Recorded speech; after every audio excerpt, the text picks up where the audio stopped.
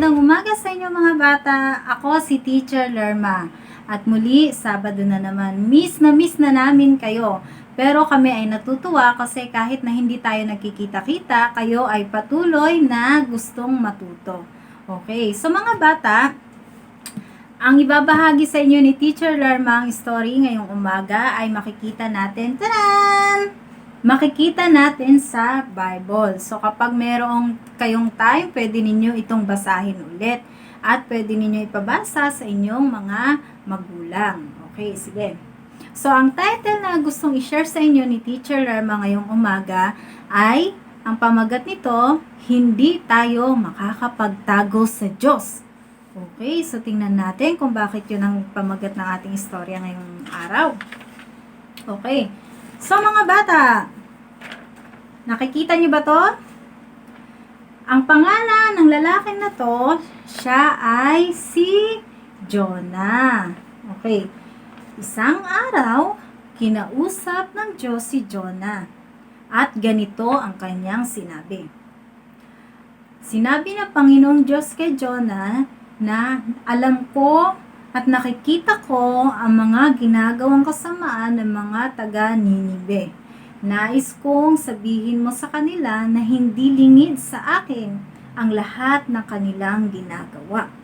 Okay, so si Jonah ang kinausap ng Panginoon para iparating sa mga taga Nineveh na ang lahat ng kanilang hindi magagandang ginagawa o masasamang ginagawa, ang lahat ng yon ay alam ng Panginoon. Ang tanong mga bata, sa palagay ba ninyo susundin ito ni Jonah?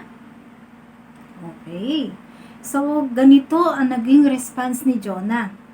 Sa halip na sumunod si Jonah, hindi siya sumunod sa Panginoon. Ang kanyang ginawa, siya ay tumakas. Sumakay siya sa barko at tumakas siya sapagkat ang alam niya, siya ay makakatakas sa Panginoon. Siya ay makakapagtago. Okay, so habang nasa barko na si Jonah mga bata, biglang lumakas ang ulan at lumakas ang mga alon. Sa pamamagitan nito, ang mga kasama ni Jonah sa barko ay natakot. Natakot sila dahil malakas ang ulan at malalakas ang alon. Okay, so ang nangyari, nagdasal sila sa kanilang Diyos. Ngunit hindi pa rin huminto ang malakas na ulan at malalakas na alon. Sa halip sila ay nag-isip. Sabi nila, bakit kaya natin ito nararanasan? Ganito ang gawin natin. Magpalabunutan tayo ng pangalan para malaman natin kung bakit nga ba ganito yung ating nararanasan. At ang nangyari mga bata, nabunot nila ang pangalan ni Jonah. At kinausap nila si Jonah. Sinabi niya, bakit ikaw ay natutulog lamang dyan? Okay, so sinabi ni Jonah na ako ay tumakas sa Panginoon. Kung gusto ninyo, ako ay ihagis na lamang ninyo sa dagat. So mga bata, sa palagay ninyo, ihahagis kaya si Jonah? Okay. So ang nangyari mga bata, inihagis si Jonah sa dagat para ang dahilan nito, alam ni Jonah na siya ang dahilan kung bakit malakas ang ulan. Yun ay pinadala ng Panginoon. Yun ay pinadala ng Panginoon. Okay. So nakikita niyo ba to mga bata? Okay, isa siyang malaking isda. O isa siyang balyena.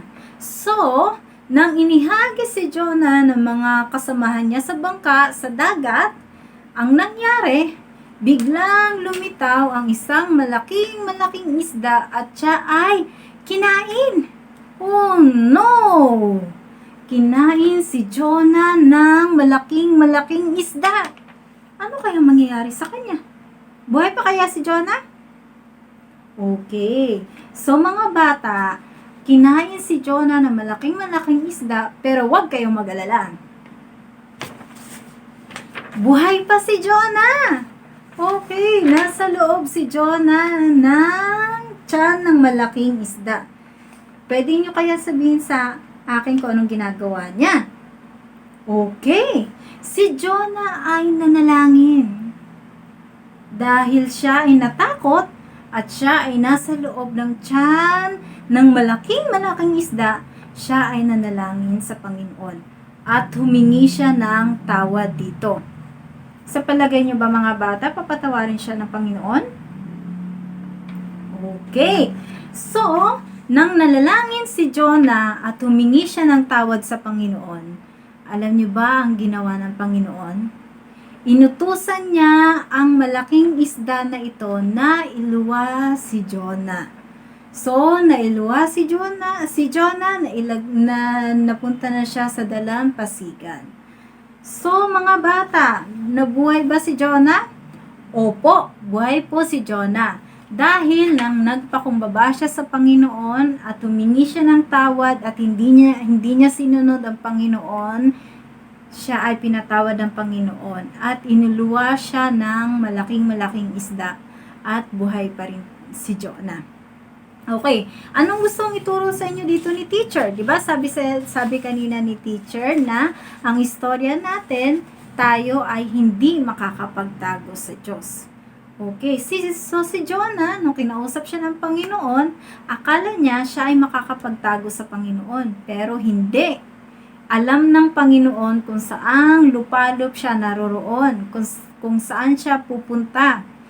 At kahit nasa loob na si Jonah ng tiyan, nagsisi siya at humingi siya ng tawad sa Panginoon, pinatawad siya ng Panginoon. Okay. So, gusto lang sabihin dito ni teacher sa inyo mga bata na kung sa inyong mga kakilala, sa inyong mga kaibigan, sa inyong mga magulang, ay maaari kayong makapagtago, maaari kayong magsinungaling, ang Panginoon ay hindi kayo makakapagtago sa Kanya. Ang lahat ng inyong ginagawa ay alam niya. Kahit saan kayo naroroon, alam yon ng Panginoon. Ang gusto lang naman ng Diyos na gawin natin, tayo ay sumunod at gawin ang mabuti para sa Kanya. Ganun pa rin naman tayo kamahal ng Panginoon na kahit na tayo ay nagkakamali, tayo ay pinapatawad ng Panginoon. At yun ang gustong sabihin sa inyo ni teacher na hindi kayo makakapagtago sa Panginoon. Kaya sana lagi ninyong gawin ang mabuti. Kahit na sabihin natin na pwede kayong makapagtago sa inyong mga magulang, pero sana huwag kayong magtago sa inyong mga magulang kasi ang lahat ng inyong ginagawa ay alam ng Diyos. At sana tumatak sa inyong mga isip at sa inyong mga puso na kayo ay kilalang-kilala ng Panginoon. At ang gusto lang talaga sa inyo ng Panginoon ay gawin yung mga bagay na mabuti. Ano ba yung mga bagay na mabuti? Yung isa na dito yung hindi pagsisinungaling. Isa na dito yung pagmamahal sa inyong kapwa, pagmamahal sa inyong nanay. So kapag mahal ninyo ang inyong mga nanay, hindi kayo magsisinungaling. At lagi kayo magsasabi ng totoo. So, yun. Sana mga bata ay naintindihan ninyo ang istorya natin ngayon at lagi ninyong isaisip na hindi kayo maaaring makapagtago sa ating Diyos. Dahil kilala niya kayo, alam niya ang lahat ng inyong ginagawa, alam niya kung nasaan kayo, alam niya kung ano ang inyong iniisip. So, yun lang mga bata. Sana talaga ay natutunan ninyo ang ating istorya ngayon. So, yun lang. Meron tayong memory verse. Mamaya ay makikita ninyo kung sino yung magbibigay sa atin ng memory verse. So, dyan lang kayo at walang aalis sa inyong mga pwesto. Okay? So, sige. Bye-bye mga bata!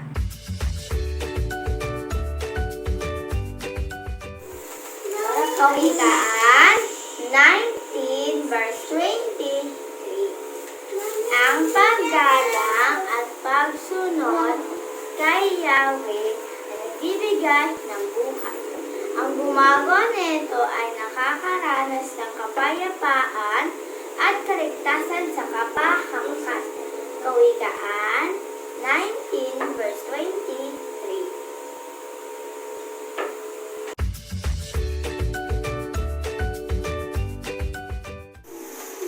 Kawikaan 19 verse 23. Ang paggalang at pagsunod kay Yahweh na nagbibigay ng buhay. Ang gumagawa nito ay nakakaranas ng kapayapaan at kaligtasan sa kapahamakan. Kawikaan 19 verse 23.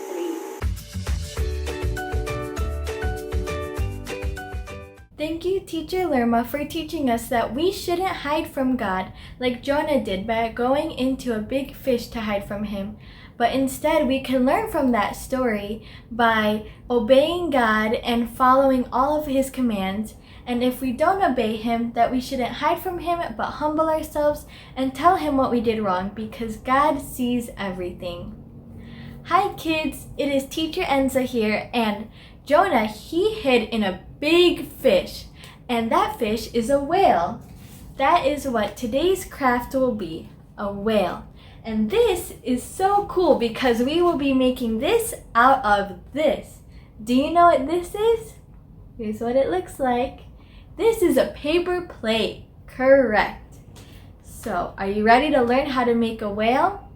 Okay, let's get started. The materials you will need will be glue, a marker, scissors, and a paper plate. The first thing we are going to do is fold our paper plate in half, like this. And then after, we're going to take this and fold the plate a little bit in the front. And then afterwards, once you have the crease and it's folded, then you're going to take this and then fold it in, like that. So this is the shape that you are left with. So now that my plate has been folded in half, then like this in the front, and then it is put underneath. And this is the shape I'm left with. I'm going to take my marker and I am going to draw like this. So here is we are going to draw the body of the whale. So we're going to draw, this is the head, and then we're going to draw down and up to the corner, like that. And then I'm going to draw kind of like an oval. This part right here will be the tail. So this is the shape I drew. So right here, this is going to be the body. And then this part right here is going to be the tail. So I just followed along the half right here along the front, and then halfway through I went down, and then up to the corner, and then right here from this corner I drew down to where it dips for the tail. Now we are going to take our scissors and cut along this line that we made.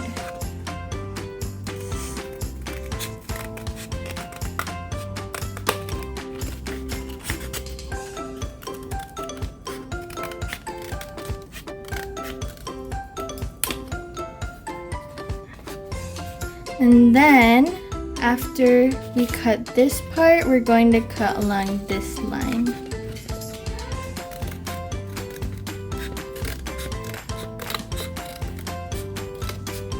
But make sure you don't cut this part off.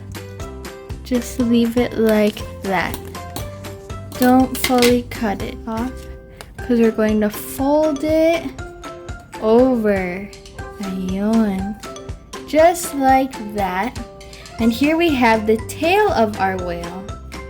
And here is this scrap, but we are going to cut along right here the crease, which will make the fins of our whale. Okay, now we have the body of our whale already cut and the scraps, which we cut in half. And we are going to use these two pieces to cut for the fins of our whale so that it can swim in the water. So what I'm going to do is I'm going to cut it a little bit smaller.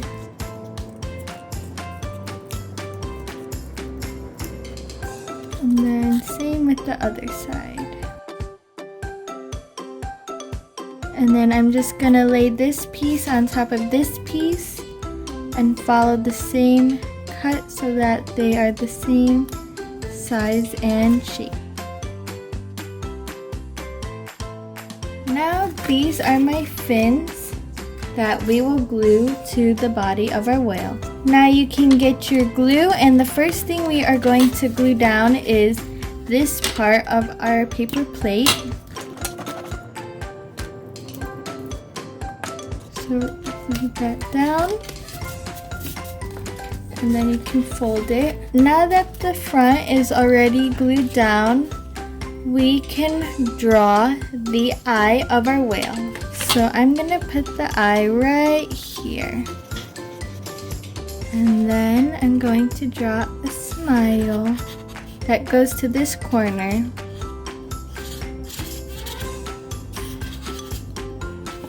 There's a smile. And then with my scissors, I'm going to cut so that there's the mouth of the whale, which will cut on the other side too. So here's the mouth of the whale, and on the other side, I'm going to also draw the eye and draw the smile. So this is what it looks like on this side. And now draw it like that. So you can see both sides of the whale. The last step is to take our fins, add it on to each side. So I'm just going to fold this over and put some glue on it, and then glue right here. And then on the other side, do the same thing. I'm going to fold this over, and glue it the back, and then paste. Now we have the fins glued on both sides, and we have our whale smiling and the fin. Okay mga bata, now that you guys know how to make the whale, I am excited to see how your guys' whale turns out. Have fun! Bye-bye!